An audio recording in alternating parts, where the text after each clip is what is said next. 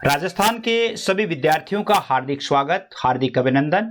प्रिय विद्यार्थियों, हम पढ़ रहे हैं इंग्लिश और इंग्लिश में क्लास 12th सब्जेक्ट इंग्लिश, और इंग्लिश में अपन पढ़ रहे हैं रेनबो के 3 लेसन पढ़ चुके हैं।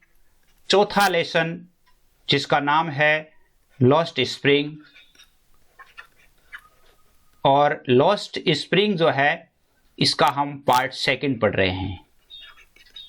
पार्ट फर्स्ट जब हमने पढ़ा तो पार्ट फर्स्ट में जो बातें सामने आई उसके बारे में थोड़ा सा मैं आपको बताना चाहूंगा कि पार्ट फर्स्ट में जो आपको क्वेश्चंस दिए गए थे उन क्वेश्चंस का कई विद्यार्थियों ने अच्छा जवाब दिया, इसके लिए बहुत बहुत धन्यवाद।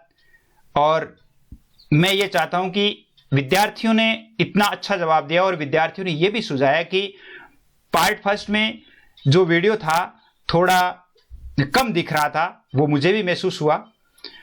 और विद्यार्थी वर्षा चौधरी ने मुझे बताया कि वास्तव में सर वहां से पढ़ाएं वापस ताकि हम अच्छी तरह से समझ सके। तो इसके लिए मैं बहुत बहुत धन्यवाद ज्ञापित करना चाहूंगा उस विद्यार्थी का जिन्होंने इतना अच्छा इस वीडियो को देखा और देख करके जो क्वेश्चन दिया गया था उस क्वेश्चन का उन्होंने जवाब भी बहुत अच्छा लिखा था। अब मैं आपको ये सिखाना चाहता हूं कि आपने जो जवाब दिया उसे हम और अधिक कैसे स्किल्स में लिख सकते हैं ताकि हमारे इंग्लिश में 100 में से 100 नंबर आए। इस प्रकार की स्किल्स हम अर्जित करना चाहते हैं। और जब आप वर्ष पर्यंत आप बने रहेंगे मेरे साथ तो मैं ये कह सकता हूं, आपको विश्वास दिला सकता हूं कि आप इंग्लिश में इतने अच्छे हो जाएंगे। इंग्लिश में नहीं, जो अपने 4 विषय हैं इंग्लिश, हिंदी कंपलसरी, हिंदी साहित्य, पॉलिटिकल साइंस और हिंदी ग्रामर, इन सभी विषयों में आप अपने आप में इतना कॉन्फिडेंस कर लेंगे कि वास्तव में मुझे इन विषयों में अच्छा नॉलेज है। तो आप वर्ष पर्यंत बने रहें। तो आप जो प्रश्न दिए जाते हैं उन प्रश्नों के जवाब अवश्य दें। दूसरी बात, वीडियो को आप कम से कम 2-3 बार अवश्य रीड करें। वीडियो को आप देखें, देखने के बाद बीच में जो क्वेश्चंस दिए जाते हैं उन क्वेश्चंस के आप जवाब दें। जैसे आज हम पार्ट 2 पढ़ेंगे तो इसमें कम से कम 3 से लेकर के 5 क्वेश्चन आपके लिए होंगे जिनका उत्तर आपको देना होगा। तो आप अपने उत्तर लिख करके, और आपको जो नंबर बताए गए हैं सभी विद्यार्थियों को ध्यान भी है वैसे, ये 9610208295 इन पर जो अपना व्हाट्सएप है उस व्हाट्सएप पे आप अच्छी तरह से भेज सकते हैं और अपने प्रश्न का आकलन कर सकते हैं कि मैं जो उत्तर दिया है मैंने वो कैसा है। तीसरी बात आपसे कहना चाहूंगा कि आप चैनल को सब्सक्राइब अवश्य कर लें। क्यों?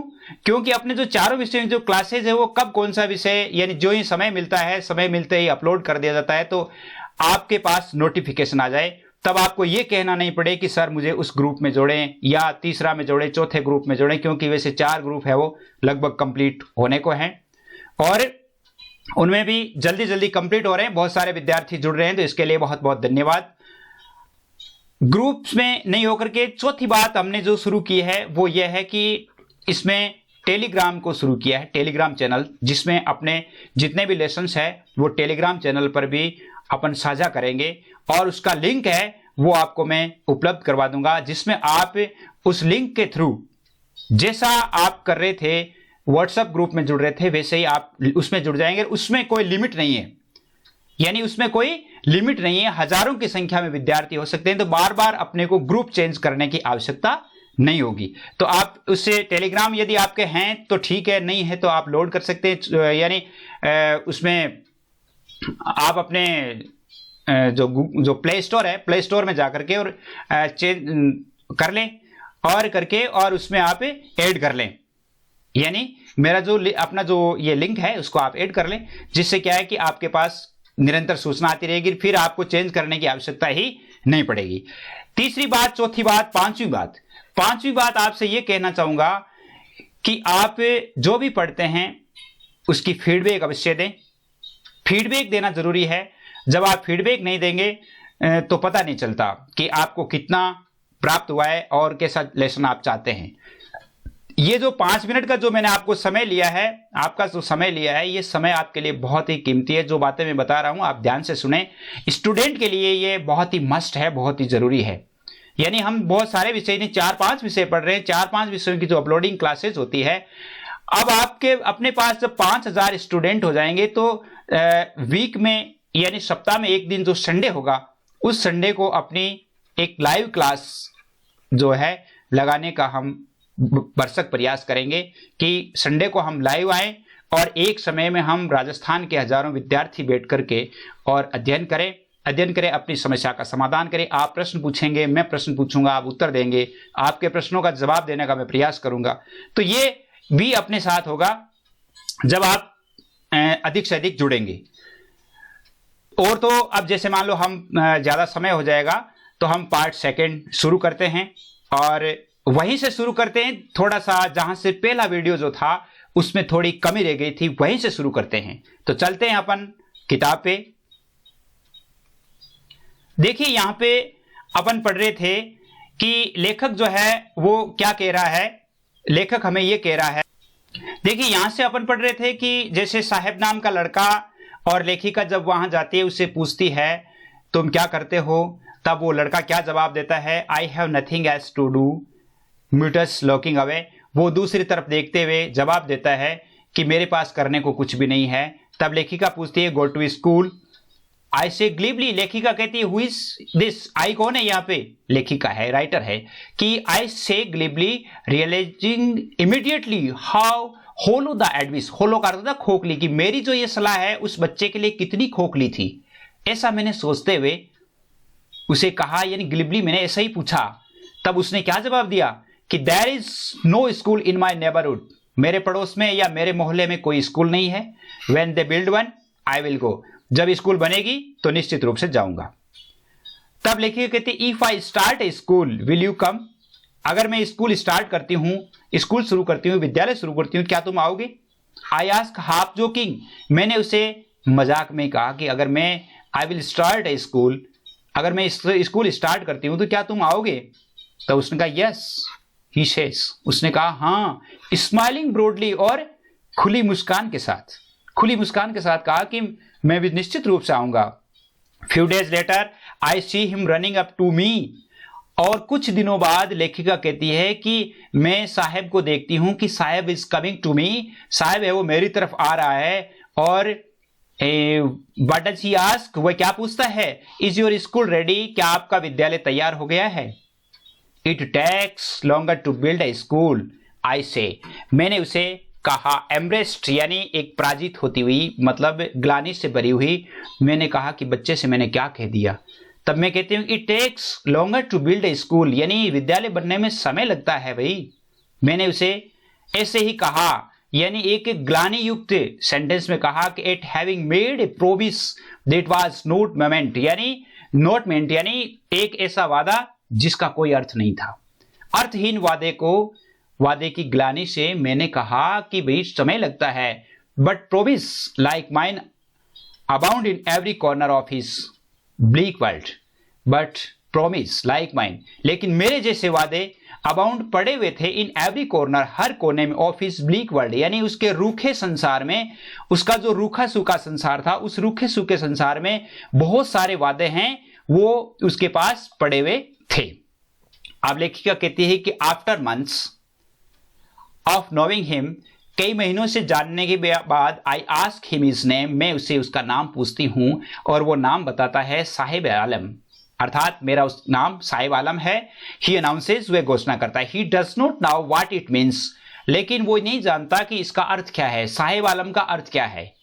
If he now's it's mean, अगर वह उसका अर्थ जानता, लॉर्ड ऑफ द यूनिवर्स, संसार का स्वामी, साहेब आलम का संसार होता है, साहेब यानी स्वामी, यानी अगर वो ये अर्थ जानता कि इसके नाम का अर्थ है संसार का स्वामी, तो वो क्या करता है, he would have a hard time believe it, तो वह इसमें विश्वास नहीं करता कि इसका अर्थ ये होता है। क्यों?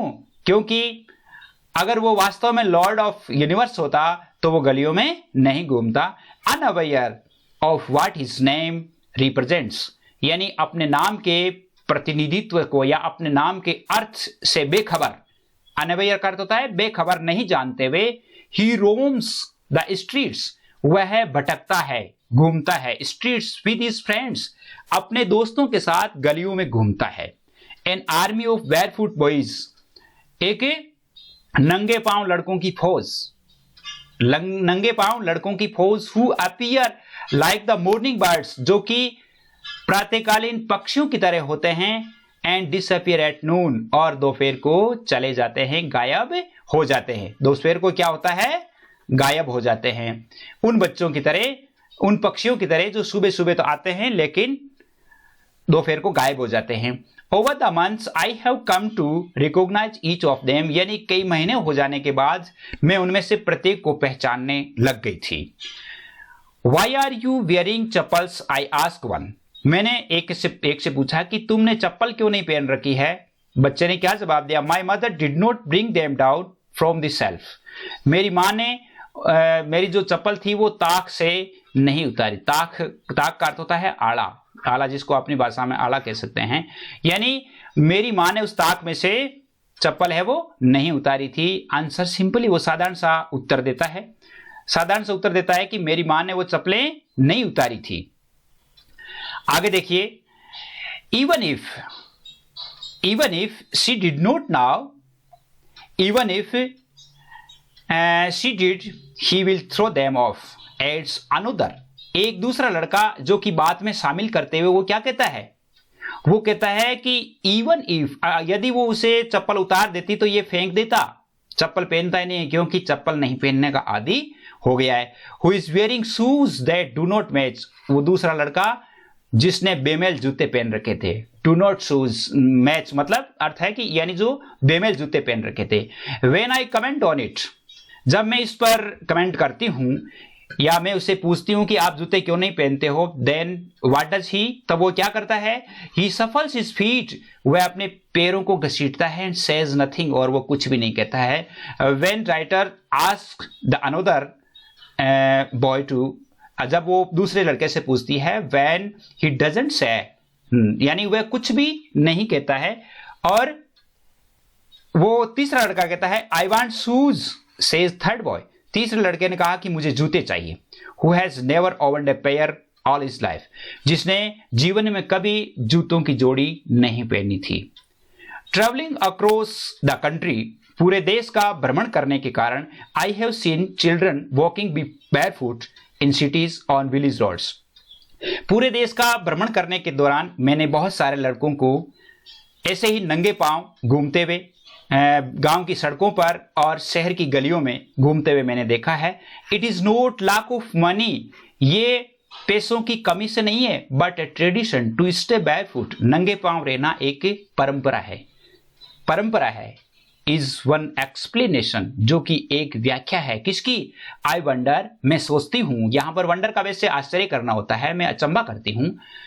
If this is only an excuse to explain, अगर ये एक्सक्यूज का अर्थ होता है बहाना, यानी अगर ये एक हमारे देश की परपेचुअल यानी जो बनी रही स्टेट ऑफ पॉवर्टी, यानी हमारे देश की जो गरीबी की दशा जो है या गरीबी स्थिति को बताने के लिए एक अच्छा बहाना हो सकता है। I remember a story a man from Udupi, Udupi के एक आदमी से मैं एक कहानी सुनती हूं जो मुझे याद है, जो मुझे उन्होंने एक बार बताई थी। As a young boy he would go, एक लड़का होता है जो कि स्कूल जाता है।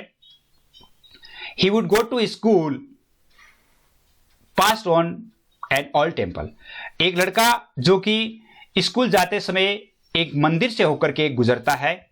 Where is father was a priest, जहां पर उसके पिताजी पुजारी थे, जहां पर उसके पिताजी पुजारी थे। ही वुड स्टॉप ब्रीफली, वह थोड़ा सा रुकता, ब्रीफली एंड थोड़ा सा रुकता है, एट द टेम्पल, मंदिर के आगे, and pray for a pair of shoes, और वहां पर एक जूतों की जोड़ी की प्रार्थना करता है, प्रार्थना करता है। तो यहां पर एक प्रश्न बनता है, बहुत ही अच्छा प्रश्न है, और उसका जवाब भी आप दे सकते हैं। जैसे प्रश्न क्या होगा, प्रश्न क्या है देखिए, why did the young boy stop at the temple, यानी लड़का जो है वो मंदिर के सामने क्यों रुकता है, प्रश्न वाई से बना हुआ है, तो इसका उत्तर बिकॉज में होता है। अब यहां से आप उत्तर कैसे देंगे? देखिए, अपनी भाषा में यदि उत्तर देंगे तो यहां से ले लो इसको। डिड का प्रयोग वापस नहीं होगा, क्योंकि जब साधारण वाक्य में, यानी टेंस अपने पढ़ा था, टेंस में जब पास्ट इंडेफिनिट में टेंस जो की सेकंड फॉर्म काम में आती है, डिड का प्रयोग नहीं होता है। तो यहां से हम लिखेंगे the young boy stopped at the temple. यहां से इतना तो हो जाएगा। द बॉय, उत्तर ऐसे ही देने की कोशिश करें, the boy stopped at the temple, मंदिर के सामने रुकता है, बिकॉज, क्यों रुकता है? बिकॉज, या यहां पर आप बिकॉज नहीं लिख करके और ऐसे भी लिख सकते हैं, at the temple to pray to God, a pair for a pair of shoes, यानी जूतों की एक जोड़ी के लिए वह ईश्वर से प्रार्थना करने के लिए वहां पर रुकता। अगर आप इसको बिकॉज से लिखना चाहते हैं तो भी लिख सकते हैं। कैसे? The boy stopped at the temple because he prayed to God, because he prayed, यहां पर प्रेड हो जाएगा, he prayed to God for a pair of shoes, क्योंकि वह ईश्वर से एक जूतों की जोड़ी की प्रार्थना करता है। तो देखिए आगे क्या प्रश्न बनते हैं। तो अपन ने पढ़ा कि बच्चा है वो वहां क्यों रुकता है, तो इसका जवाब अपन ने देख ही लिया।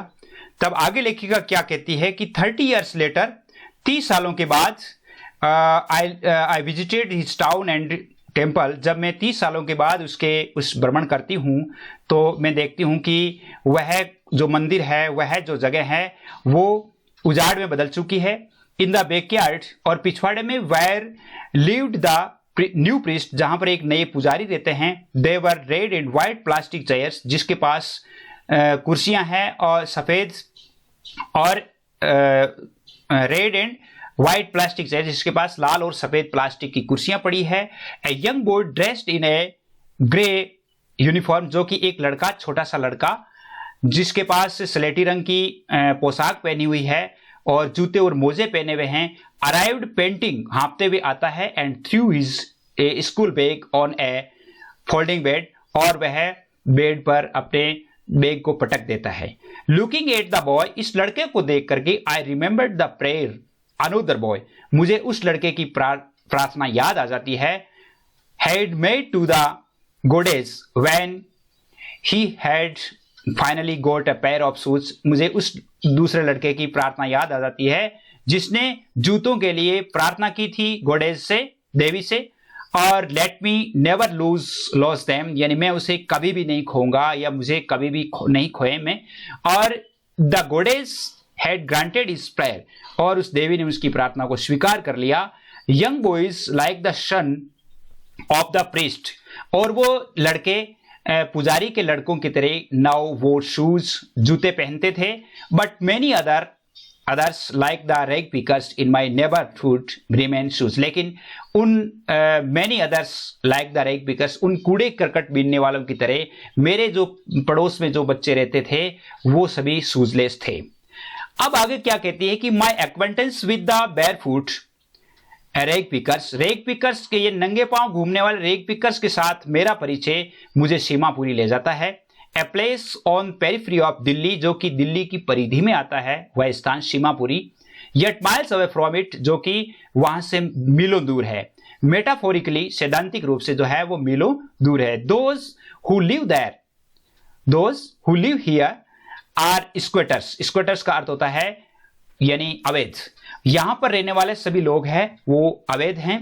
Who come from Bangladesh in pack in 1971, जो कि 1971 में बांग्लादेश से वापस आए थे। Saheb's family is among them, Saheb का परिवार भी उनमें से एक है। Seemapuri was then wilderness, Seemapuri उस समय जो है वो एक जंगल था। जिस समय लेखक कहते हैं सीमापुरी उस समय है वो एक जंगल था। इट इज स्टिल, आज भी है, but it is no longer empty, लेकिन वो खाली नहीं है। क्योंकि उन लोगों का वास स्थान हो गया। इन स्ट्रक्चर्स ऑफ मड, कच्चे घर, with roofs of tin and tarpaulin, जिनके घरों की छत है वो टिन और तिरपालों से बनी हुई है। डिवोइड ऑफ सीवेज, ड्रेनेज और रनिंग वाटर, जिनके जल निकासी, सीवेज सिस्टम और गंदे जल की निकासी वाली, यानी अर्थात जिस उस बस्ती में न तो नालियां बनी हुई है और बहने का पानी है वो नालियों के थ्रू बहकर नहीं निकलता। ड्रेनेज का मतलब जल निकासी, सीवेज जो है सीवरेज। लिव 10,000 रेग पिकर्स, जहां पर 10,000 रेग पिकर्स रहते हैं। अब जैसे आपको यहां एक प्रश्न आता है, इस प्रश्न का जवाब आपको देना है। जैसे प्रश्न क्या होगा, तो प्रश्न क्या है आपके, प्रश्न देखिए, from where did the rag pickers of Seemapuri कम, यानी सीमापुरी के जो रेग पिकर्स है वो कहां से आए। इस प्रश्न का जवाब आपको देना है। एक प्रश्न आपके लिए हो गया है, इस प्रश्न का जवाब आपको ही देना है। आगे पढ़ते हैं, देखिए आगे देखिए, they have lived here for more than 30 years without an identity, बिना परिचय के वो यहां पर 30 सालों से रहते आए हैं। विदाउट परमिट्स, बिना अनुमति के, बट विद राशन कार्ड्स, लेकिन उनके पास राशन कार्ड हैं। They get their names on voter list, जिससे उनके नाम वोटर लिस्ट में जुड़ गए। And enable them two by grain, और जिससे वो राशन का अनाज भी खरीदने में योग्य हो गए। अर्थात उनके राशन कार्ड बने हुए हैं, राशन कार्ड से वो अनाज खरीदने में और वोटर लिस्ट में नाम जुड़वाने में सफल हो सके हैं। बाकी उन्होंने किसी से कोई परमिट लेकर के वहां पर, उनके पास ऐसा कोई पट्टा नहीं है। Food is more important for survivals, food is more important for survivals than an identity. भोजन जो है वो सर्वाइवल देन आइडेंटिटी, पहचान की अपेक्षा या परिचय की अपेक्षा जीवन का अस्तित्व ज्यादा आवश्यक है। क्योंकि अब उन्हें पहचान से क्या करना है, उनके पास उनकी जो खाद्य की सामग्री की जो सुविधाएं हैं वो मिलती है, तो ये उनके लिए सबसे अच्छा है। If at the end of the day we can feed our families, जब सूर्यास्त होता है या दिन छिपता है, दिन छिपने पर हम अपने परिवार को खिला सकते हैं। And go to bed without an aching stomach, यानी भरपेट सोते हैं। विदाउट एकिंग अर्थात, इसका अर्थ है कि जैसे आदमी भूखा होता है तो पेट दुखता है, तो इसका अर्थ यहां पर यह है कि हम भूखे पेट नहीं सोएं, अपने परिवार को दिन छिपने पर कुछ खिला सके। We would rather live here, हम यहां रहना पसंद करेंगे। In the fields that gave us no grain, उन खेतों की अपेक्षा जिन्होंने हमें अनाज भी नहीं दिया। यानी जब लेखिका क्या कहती है कि से द ग्रुप ऑफ वीमेन, महिलाओं के उस समूह ने कहा, इन टेटर्ड साड़ीज, टेटर्ड का अर्थ होता है यानी फटी हुई साड़ियों वाली उन औरतों ने मुझसे कहा कि हम जब अपने परिवार को खिला सकती हैं और भूखा कोई नहीं सोता है, तो उन हरे भरे खेतों की अपेक्षा अच्छा है जिन्होंने हमें कोई अनाज भी नहीं दिया। ये उन महिलाओं ने जवाब दिया, and when I asked them why they left their beautiful land of green fields and rivers, जब मैंने उनसे यह पूछा कि जब आपने अपने सुंदर हरे भरे खेत और नदियों वाले उन क्षेत्रों को, उन स्थान को आपने क्यों छोड़ा, तब वो क्या जवाब देती है। देखिए एक प्रश्न बनता है यहां पर, और प्रश्न क्या होगा, प्रश्न देखिए, प्रश्न यह है कि why had the rag pickers left their land of green and fields, अपने हरे भरे भूमि और उन खेतों को उन्होंने क्यों छोड़ा। तो यहां से होगा इसका उत्तर कि the rag pickers had left their land of green and fields. उत्तर क्या होगा, द रेग पिकर्स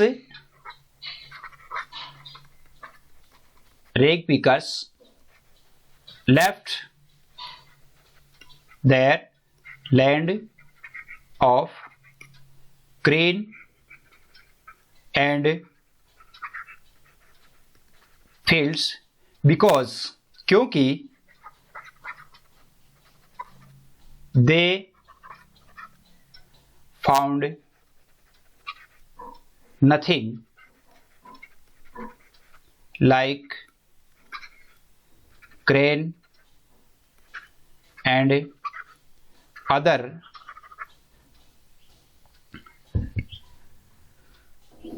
थिंग्स, यानी उन्हें अन्य प्रकार की कोई चीजें भी नहीं मिलती थी। अब आप अपनी भाषा में लिखें तो इस प्रकार लिख सकते हैं, और वहां से भी आप लिख सकते हैं, किताब से भी लिख सकते हैं। तो आगे देखते हैं आगे क्या है। आगे देखिए, आगे लेखिका क्या कहती है। आगे ये कहती है कि wherever they find food, जहां कहीं भी उन्हें भोजन मिलता है, they pitch their tents, वो अपना टेंट गाड़ देते हैं। That become transit homes, वो उनका अस्थायी घर हो जाता है। ट्रांजिट का अर्थ होता है अस्थायी, वो उनका अस्थायी घर हो जाता है। Children grow up in them, बच्चे उनमें बड़े होते हैं। Becoming partners in survival, और उनकी उत्तरजीविता के साझीदार बनते हुए, अर्थात जैसे उनके माता पिता बूढ़े हो जाते हैं तो वही धंधा उनके बच्चे करना शुरू कर देते हैं। And survival in Seemapuri means rag picking, और उत्तरजीविता अर्थात जीविका चलाने का सीमापुरी में अर्थ होता है कूड़ा बीनना, अर्थात कूड़े करकट उठाना। थ्रू द ईयर्स, वर्षों से, it has acquired the proportions of fine art, वर्षों के बाद इसने एक ललित कला में एक अंश को प्राप्त कर लिया, अर्थात ये एक ललित कला के रूप में बदल गए हैं। कैसे? गैबेज टू देम इज गोल्ड, कूड़ा करकट उनके लिए सोना है। It is that daily bread, यह है उनके लिए हमेशा यानी सुबह शाम की रोजी रोटी है, ये उनके लिए रोजी रोटी है। ए रूफ ओवर देयर हेड्स, उनके सर पर जो छत है वो रैग पिकिंग के कारण है। Even if it is leaking roof, हो सकता है कि उनकी जो छत है वो टपकने वाली हो, बट दे हैड या दे हैव द रूफ, लेकिन उनके पास छत तो है। But for a child it is even more, लेकिन बच्चों के लिए इसका अर्थ कुछ और भी है। बच्चों के लिए जो है वो इसका अर्थ थोड़ा अलग भी है। बच्चों के लिए इसका अर्थ क्या अलग है, देखिए। I sometimes find a rupee even a 10 rupee note, Saheb says, Saheb कहता है कि मुझे कभी कभी इसमें 1 रुपए का नोट मिलता है और कभी कभी तो 10 का नोट भी मिल जाता है, साहेब कहता है। हिज आईज लाइटिंग अप, और उसकी आंखें चमक उठती है, यानी वो ये कहता है तो आंखें चमक उठती है। When you can find silver coin in a heap of garbage, जब आपको कूड़े करकट के ढेर में, हीप एंड ढेर, और गैबेज यानी कूड़ा करकट, कूड़े करकट के ढेर में जब आपको सिल्वर यानी चांदी का सिक्का मिल जाता है तो यू डोंट स्टॉप स्क्राउंजिंग, तो आप उन कूड़े करकट को ढूंढने से नहीं रुकेंगे, क्योंकि अपने आप को नहीं रोक सकते, फिर आपका लालच बन जाता है। For there is hope of finding more, और उनकी ये आशा या उम्मीद हो जाती है, यानी और अधिक पाने की उम्मीद में आप उसे ढूंढने में या वहां संभालने में नहीं छोड़ सकते। इट सीम्स, ऐसा लगता है, दैट फॉर चिल्ड्रन, कि बच्चों के लिए गैबेज हैज ए मीनिंग डिफरेंट, बच्चों के लिए कूड़े करकट का अर्थ थोड़ा भिन्न होता है from what it means to the parents. Parents के लिए उसका अलग साधन होता है, पेरेंट्स के लिए वो एक साधन है, बच्चों के लिए उसका अर्थ अलग है। For the children it is wrapped in wonder, और बच्चों के लिए इसका अर्थ है आश्चर्य में लिपटी हुई चीजें। For the elders it means to survival, और बड़ों के लिए इसका अर्थ है अपना जीविका चलाना। बच्चों के लिए तो इसका अर्थ है अपनी जीविका चलाना। One winter morning I see Saheb standing by the fenced gate of the neighborhood club, watching 2 young men dressed in white playing tennis. एक दिन सुबह सुबह सर्दी की ऋतु में मैं साहेब को देखती हूँ कि साहेब जो है वो एक फेंस्ड यानी बाड़ा, यानी एक जो बाड़े में दरवाजे के पास खड़ा है, और खड़ा खड़ा पास में ही जो खेल का जो क्लब है उसे देख रहा है, जिसमें 2 आदमी है, वो सफेद ड्रेस में टेनिस खेल रहे हैं, यानी 2 सफेद ड्रेस में टेनिस खेलते हुए आदमियों को देख रहा है। I like the game he hums, वह गुनगुनाता है, हम्स यानी गुनगुनाता है, वह गुनगुनाता है कि मुझे गेम पसंद है। And content to watch it standing behind the fence, और बड़ी रुचि के साथ वह उस खेल को देख रहा है। I go inside when no one is around, he admits, और वो क्या कहता है, एडमिट्स क्या करता है, आगे वो जोड़ते हुए कहता है कि मैं इसके अंदर जाता हूं जब यहां कोई नहीं होता है। नो वन इज अराउंड, जब यहाँ कोई नहीं होता तो मैं अंदर जाता हूं, अंदर जाने पर क्या होता है, the gate keepers let's me use to swing, और गेट कीपर्स जो है यहाँ का जो द्वारपाल है या जो दरवाजे पर रहने वाला संतरी है वह मुझे झूला झूलने देता है। स्विंग, स्विंग करता है झूला, मुझे झूला भी झूलने देता है। Saheb is too wearing tennis shoes, Saheb जो है, साहेब भी टेनिस के जूते पहने हुए था, टेनिस के जूते पहने हुए था। That looks strange over his discolored shirt and shorts, जो कि उसके फीके पड़े हुए कमीज और उसकी जो निकर है उस पे बहुत ही अजीब लग रहे थे। टेनिस के जूते पहने हुए था जो कि बहुत अजीब लग रहे थे। Someone gave them to me, किसी ने मुझे दिए हैं। Someone gave them to me, किसी ने मुझे दिए हैं। He says in the manner of an explanation, और यानी एक मुझे समझाने के या व्याख्या करने के हिसाब से, मैनर से उन्होंने मुझे कहा। The fact that they are discarded shoes, तथ्य ये था कि वो जूते त्यागे हुए जूते थे। ऑफ सम रिच बॉय, किसी धनिक बच्चे के या धनिक लड़के ने या धनवान लड़के ने उन जूतों को त्याग दिया था।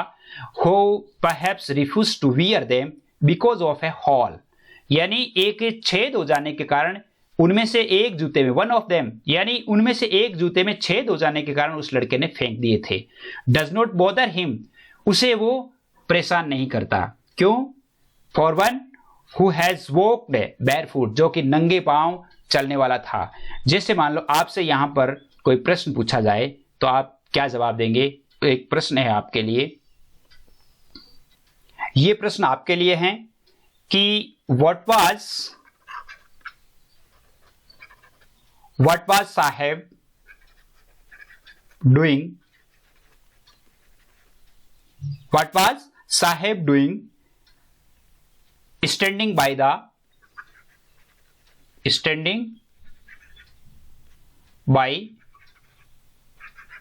the fenced gate, fenced gate, यानी उस फेंस्ड गेट के पास खड़ा हुआ साहेब क्या कर रहा था? इसका जवाब आपको ही देना है। ये दूसरा क्वेश्चन आपके लिए हो गया है। आगे देखिए, आगे कहता है कि उनमें से एक जूते के छेद था और वो छेद है वो उसे परेशान नहीं करता। क्यों? क्योंकि one who has walked barefoot, जो कि नंगे पांव घूम चुका है, उसके लिए एक छेद का कोई मायना नहीं रहता। Even shoes with a hole is a dream come true, यहां तक कि एक छेद वाला जूता भी उसके सपने को साकार कर रहा था, अर्थात जूते पहनने के सपने को साकार कर रहा था। But the game is he watching so intently, यानी इतनी रुचि से वो गेम देख रहा था, इज आउट ऑफ रीच, वो उसकी पहुंच से बाहर था। जो गेम वो देख रहा था वह गेम उसकी रुचि जो है, रुचि से बाहर था, उसकी हिम्मत से या उसकी पहुंच से बाहर था। दिस मॉर्निंग, आज सुबह, Saheb is on his way to milk booth, आज साहेब है वो दूध की दुकान की तरफ जा रहा था। In his hand a steel canister, उसके हाथ में एक स्टील की केतली थी, कैनेस्टर यानी केतली।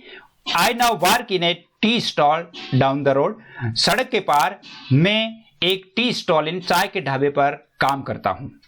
I now work in a tea stall, मैं एक चाय के ढाबे पर काम करता हूं। He says, वह कहता है, pointing in the distance, यानी दूर एक दुकान की तरफ या एक ढाबे की तरफ इशारा करते हुए उसने कहा कि I now work in a tea stall down the road, मैं एक चाय के ढाबे पर काम करता हूं। I am paid 800 rupees and all my meals, मुझे 800 रुपए और पूरे दिन का भोजन देते हैं, अर्थात 800 रुपए और भोजन। Does he like the job, क्या वह इस काम को पसंद करता है? आई आस्क, मैंने उससे पूछा कि क्या तुम इस काम को पसंद करते हो? हिज फेस, उसका चेहरा, I see has lost the carefree look, उसका जो चेहरा है उस चेहरे पर जो निश्चिंतता के भाव थे वो खो गए। अर्थात ऐसा पूछते ही वो अतीत में लौटा, और अतीत में जो उसे सुखानुभूति होती थी, अपना जो धंधा था उससे देख करके, और वो अपना जो निश्चिंतता के भाव है वो खो चुका था। The steel canister seems heavier than the plastic bag, plastic के बैग से उनकी जो स्टील की केतली थी वो भारी लग रही थी। He would carry so lightly over his shoulder, और वो बैग जिसको वह अपने कंधे पर आसानी से लाद करके लाया करता था, वह उस बैग की अपेक्षा वो कैनिस्टर जो है वो ज्यादा भारी लग रही थी। The bag was his because, bag was his क्योंकि वो बैग उसका था। Canister belongs to the man who owns the tea shop, और केतली उसकी थी, उस मालिक की थी, इसलिए Saheb is no longer his owner master, और जो साहिब है वो अब अपने खुद का मालिक नहीं रहा था, अर्थात खुद का काम उसका नहीं रहा था, उसका खुद का काम नहीं रहा था। इसलिए अब जैसे आपसे एक प्रश्न पूछा जाता है, जैसे एक प्रश्न आपके आ सकता है, इस प्रकार का प्रश्न पूछा जा सकता है। प्रश्न क्या है? Does Saheb like the job at tea stall? क्या साहेब टी स्टॉल पर काम करना पसंद करता था? इसका उत्तर नेगेटिव होगा। इस प्रकार के उत्तर आपको कैसे लिखने हैं? नो, नो ही डजंट, इतना ही लिख सकते हैं आप। नो ही डजंट, ऐसे लिख दो आप। नो ही डजंट, नहीं वह पसंद नहीं करता था। जैसे मान लो अगर इसका उत्तर यस में होता तो क्या लिखते? Yes he does, yes he does, इतने में आपका काम है वो हो जाता। इस प्रकार के उत्तर है वो ऐसे लिखे जाते हैं। तो आगे देखिए आगे क्या होता है।